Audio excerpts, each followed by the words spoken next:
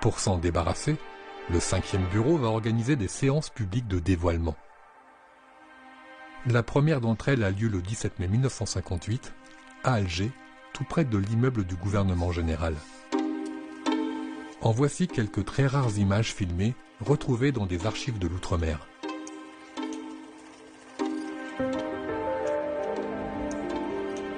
Devant la foule, des jeunes musulmanes retirent et brûlent leur voile. Aujourd'hui encore, l'identité de ces femmes reste un mystère.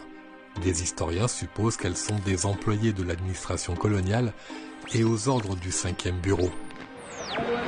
Encore une autre annonce au micro. Laissez passer nos sœurs musulmanes qui arrivent et qui viennent ainsi manifester leur volonté de libération. Le lendemain, le 18 mai, même secteur, des musulmanes des quartiers pauvres retirent leur haïk et leur hajar, ce petit voile qui recouvre le visage. Elles appartiennent au mouvement de solidarité féminine, créé par les épouses Salon et Massu, mais piloté en sous-main par le 5e bureau. Une de ces musulmanes s'adresse à la foule. Nous nous rendons compte bien comment nos vêtements traditionnels, notre existence de recluse, sont des éléments qui nous éloignent de nos sœurs françaises de religions différentes. Bravo,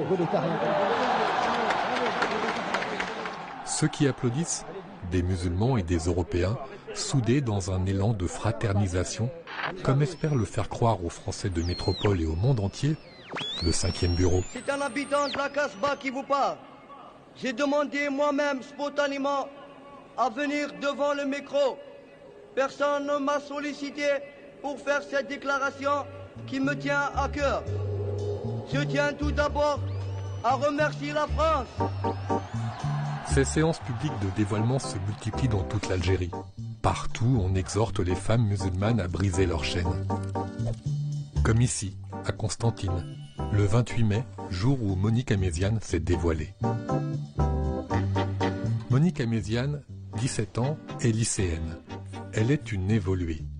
À l'époque, c'est le terme qui désigne une musulmane qui a suivi des études et qui a adopté certains aspects du mode de vie français. Par exemple, Monique Améziane n'a jamais porté de voile. Mais là, elle en porte un sous la pression des militaires. Ils retiennent prisonnier son demi-frère Mouloud, lié au FLN. En échange de la libération de Mouloud, les militaires exigent de la jeune femme qu'elle lise, en public, un discours contre le voile, puis qu'elle le retire. L'une d'elles déclare en invitant ses camarades à se dévoiler comme elle, « Nous avons, nous les femmes musulmanes, plus particulièrement pris conscience de notre évolution, condition essentielle du progrès. » Monique s'exécute, les militaires libèrent Mouloud, choqués. La jeune fille retourne réviser son baccalauréat. Ironie de l'histoire, le père de Monique est un bachaga, un notable musulman. Pro-français, il est menacé de mort par le FLN.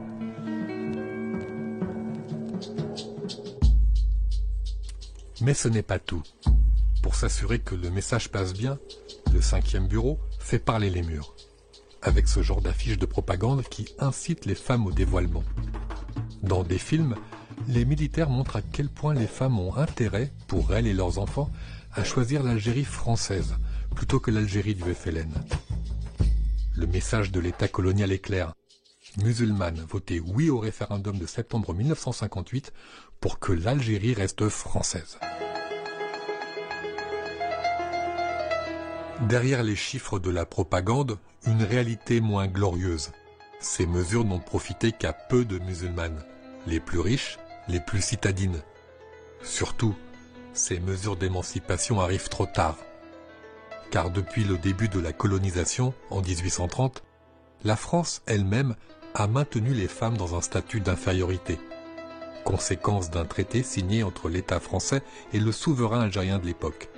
Traité qui prévoit que la France ne touche ni à la religion des populations locales, ni aux lois religieuses qui régissent la vie familiale. Filiation, mariage, répudiation, propriété, héritage, etc.